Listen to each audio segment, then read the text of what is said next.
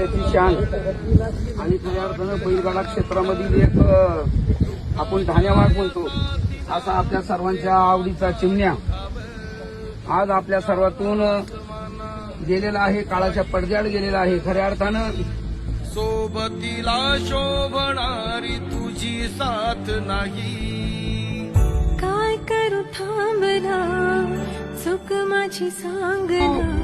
आले देवाजीच्या मनात येते कोणाचे झाले ना. काळाची झडप मोठी होती. जवळजवळ 3, 3.5, 4 महिने चिमण्या ह्या आजाराला मध्ये तोंड देत होता. त्याला धनतेरस होती, सर्वांची दिवाळी गोड झाली. परंतु आपल्या सर्व बैलगाडा मालकांची एक मोठी दिवाळी म्हणून जे धन होतं ते काळाच्या पडद्याआड झालेलं आहे.